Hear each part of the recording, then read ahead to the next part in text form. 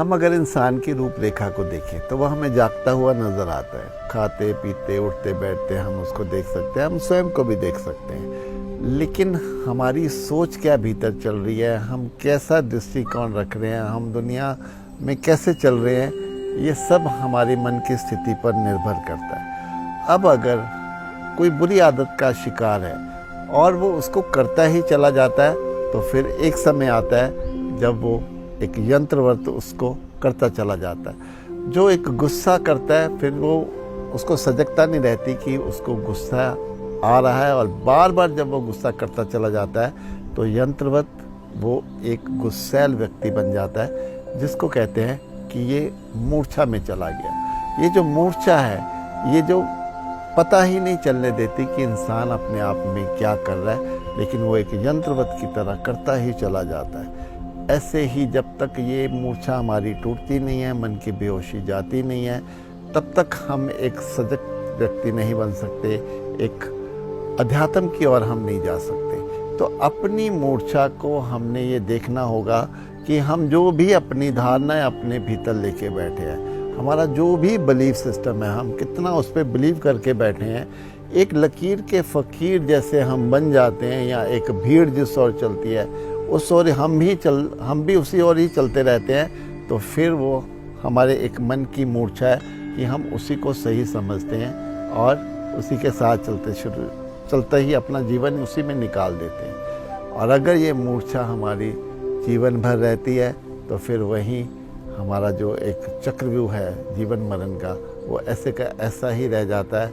हमें फिर उस मूर्छा को छोड़ने के लिए संसार में फिर नया शरीर लेना पड़ता है, और फिर उस जन्म मरण के चक्कर में आना पड़ता है। तो कह सकते हैं कि अपनी इस मूर्छा को हमें समझना होगा, हमें रुकना होगा अपने भीतर, हमें देखना होगा कि हम जो भी कर रहे हैं उसका क्या परिणाम आ रहा है।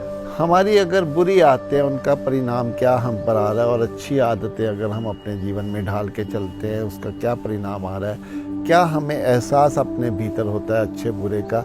ये सब हम अगर देख के चलते हैं, और मेरे जो भी करने से मेरे आसपास के लोगों को कितना फ़र्क पड़ रहा है, उनको कितनी तकलीफ़ हो रही है, उनका जीवन कितना डिस्टर्ब हो रहा है, ये अगर हम देख के चलते हैं, तो अपनी मूर्छा से हम तभी बाहर आ सकते हैं। नहीं तो हम ये जो मूर्छा अहंकार की भी हो सकती है, गुस्से की भी हो सकती है, पैसे की भी हो सकती है कि हम पैसा कमाने की तरफ ही लगे रहते हैं, और पैसा इतना हमारे भीतर अपनी पकड़ मजबूत बना लेता है कि हम हर चीज़ को, हर रिश्ते को पैसे से देखना शुरू कर देते हैं, उसको तोलना शुरू कर देते हैं। तो मैं कहूँगा कि ये जीवन यात्रा हमारी है, ये मूर्छा हमारी है, इस मूर्छा के परिणाम हमारे हैं। अगर कल को इसका जो भी दुष्परिणाम आता है, उसके लिए हम किसी को दोषी नहीं ठहरा सकते, क्योंकि आज हमारे पास वक्त है अपनी इस मूर्छा से बाहर आने का, इससे ऊपर उठने का, अपनी सजगता बढ़ाने का। इसके लिए ध्यान, एकांत, ये सब तो हमें अपने जीवन में लाना ही पड़ेगा। ईश्वर को अपने साथ लेकर ही चलना पड़ेगा। अपनी हर उस बुरी आदत को, विकार को समर्पित करना ही पड़ेगा, तभी हम इस मूर्छा से बाहर आ सकते हैं। मूर्छा हमें हमेशा पास्ट या फ्यूचर की तरफ भी रखती है। हमें ये जानना होगा कि जीवन तो वर्तमान इस पल में जीने का नाम है।